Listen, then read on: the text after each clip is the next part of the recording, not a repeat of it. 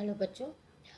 CBSE board का 10th history first chapter. Okay, I am starting CBSE board class 10th history first chapter, which is the rise of nationalism in Europe.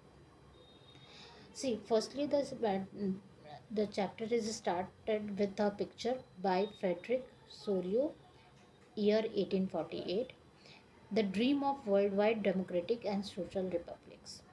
Okay, in 1848, Frederick Sorio, a French artist, prepared a series of four prints visualizing his dream of a world made up of democratic and social republics, as he called them.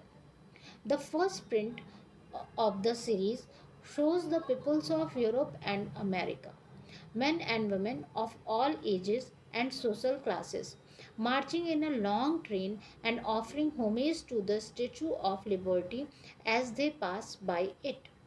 As you would recall, artists of the time of the French Revolution personified liberty as a female figure. Here you can recognize the torch of enlightenment she bears in one hand and the charter of the rights of man in the other. So in this chapter, in the chapter is getting started with a picture by Frederick Sorio, a French artist, in which there are the people are marching towards the Statue of Liberty. Different nations of different nations. It is showing that and going to the Statue of Liberty and paying homage to Statue of Liberty. One more thing, it is mentioning that in French Revolution, the liberty they personified liberty as a female figure. So here the Statue of Liberty is a female figure.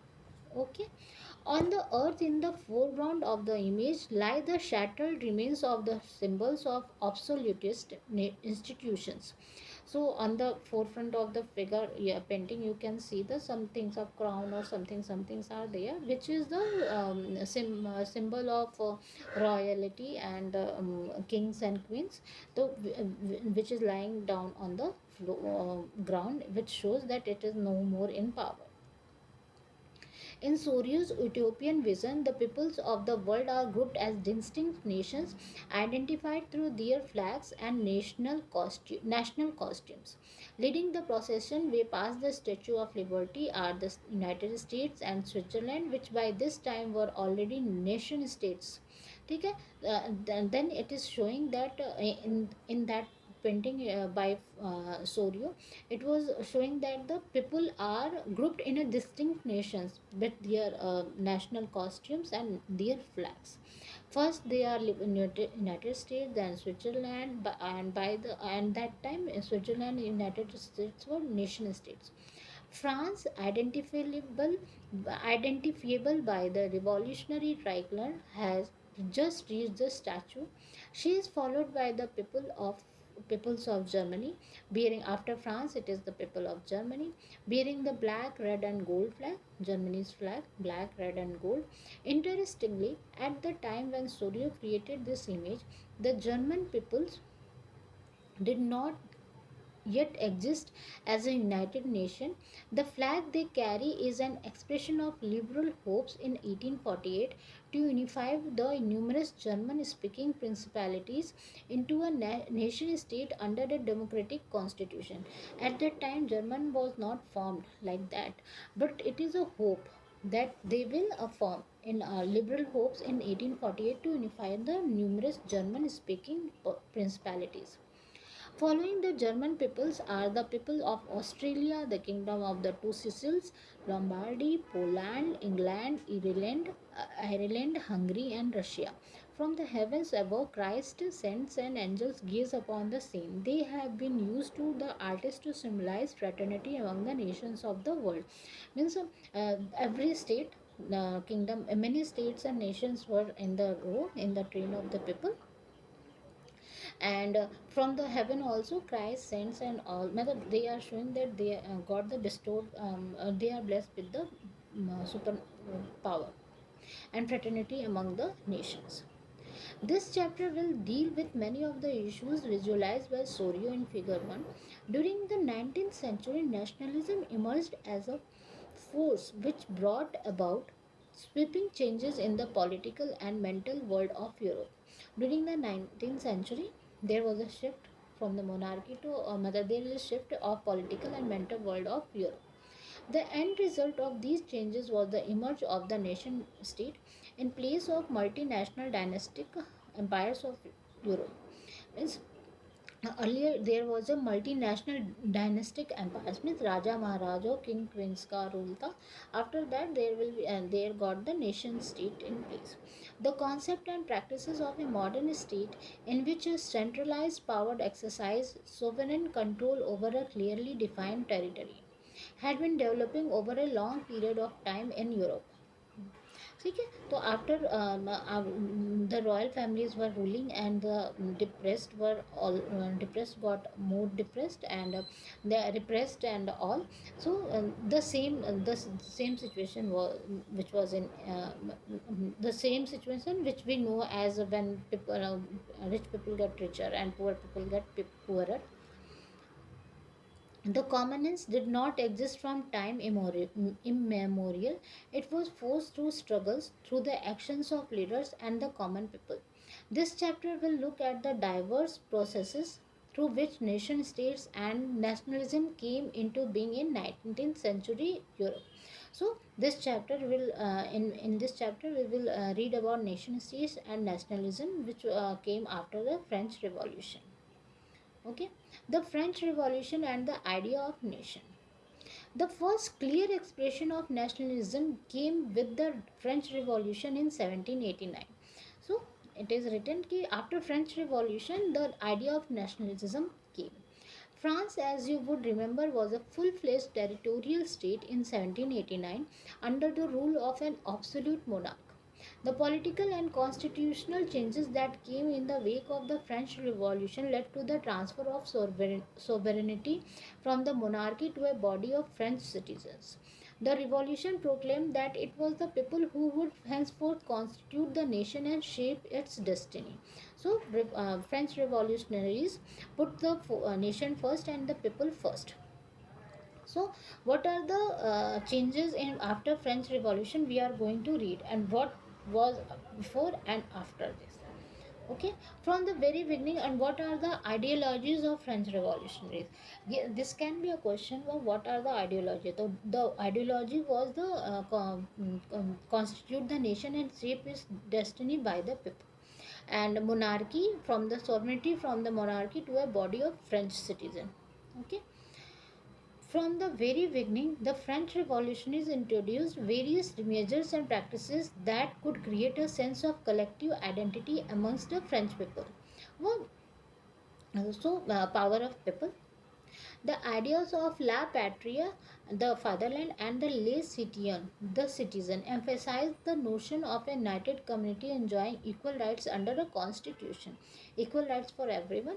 And see, if you want to improve, get more marks, it is not if you will mention if it is asking the what is the main part of French Revolution. If you can mention that the La Patria and Le Citoyen, if you may mention that, it will improve the chances of your getting more marks. A new French flag, the tricolor, was chosen to replace the former royal standard. These are the changes which the French revolutionaries get. The States General was elected by the body of active citizens and renamed the National Assembly. New hymns were composed, oaths taken, and martyrs commemorated, all in the name of the nation. A centralized administrative system was put in place and it formulated uniform laws for all citizens within its territory. Internal custom duties and dues were abolished, and a uniform system of weights and measures was adopted. See, these are the changes. You have to read, and read again, and after that, write. Regional dialects were discouraged, and French, as it was spoken and written in Paris, became the common language of the nation. Now, French is the common language of the nation. The revolutionaries further declared that it was the mission and the destiny of the French nation to liberate the peoples of Europe from despotism. In other words, to help other people of Europe to become nations. So now they got a big victory, and after that they put forth that it is their duty to make other people of Europe to welcome to become a nation. When the news of the events in France reached the different cities of Europe, students and other members of educated middle class began setting up Jacobean clubs. See, now that were the consequences of the French Revolution, or the changes which occur in the French. Now, what are the changes and what is the effect outside the France? Their activities and campaigns prepared the way for the French armies, which moved into Holland, Belgium, Switzerland, and much of Italy in the 1790s. With the outbreak of the Revolutionary Wars, the French armies began to carry the idea of nationalism abroad. Okay, within the wide swathe of territory that came under his control, Napoleon set about introducing many of the reforms that he had already introduced in France. Now, Napoleon was moving outside the country also, abroad also, and taking the same ideologies. Through a return to monarchy, Napoleon had no doubt destroyed democracy in France, but in the administrative field, he had incorporated revolutionary principles. The principles which Napoleon had incorporated, this is also an important thing, incorporated where it is revolutionary principles in order to make the whole system more rational and efficient. Whatever he does in good faith for more rational and efficient. The Civil Code of 1804, usually known as Napoleonic Code, did away with all privileges based on birth, established equality before the law, and secured the right to property. This code was exported to the regions under French control. In the Dutch Republic, in Switzerland, in Italy, and Germany, Napoleon simplified administrative divisions, abolished the feudal system, and freed peasants from serfdom and manorial dues. These are the work done by Napoleon. Huh? Be careful. In the towns too, guild restrictions were removed, transport and communication systems were improved. Peasants, artisans, workers, and new businessmen enjoyed a newfound freedom. Businessmen and small scale producers of goods, and in particular, began to realize that uniform laws, standardized weights and measures, and a common national currency would facilitate the movement and exchange of goods and capital from one region to another. See, this is also the effects of Napoleon changes. What Napoleon simplified administer, what the Napoleon did. Okay, this is done. All seem to outweigh the advantages of the from one state. Common national currency would facilitate the movement and exchange of goods and capital from one region to another. We did that. However, in the areas conquered, the reaction of the local population to French rule were mixed. After some time, initially in many places such as Holland and Switzerland, as well as in certain cities like Brussels, Mainz, Milan, and Warsaw, the French armies were welcomed as harbingers of liberty. But the initial enthusiasm soon turned to hostility, as it became clear that the new administrative arrangements did not go hand in hand with political freedom. Increased taxation, censorship, forced conscription into the French armies required to conquer the rest of Europe all seemed to outweigh the advantages of the administrative changes. Okay, so these are the effects and the changes which French Revolution did. These are the thing we have to write the answer. take a question for this, for today's video. It is, the question is, what are the changes after the French Revolution, or what are the effects of Napoleon code, what the changes Napoleon did. Whatever the question, आप तो read two paragraph and answer, get one question by yourself and answer it, not orally, written. Right, right, and right. It is a humble request, please write the answer, and whatever you are doing, whatever you think that it is, it should be the answer, you should write on the page. Okay, this is boards bacha party. So it's okay, enjoy also, but write, write, and write, because everyone is very intelligent, everyone is very much studying. I know everyone is studying, but now it's October, high time. Right. Okay, see you in the next video.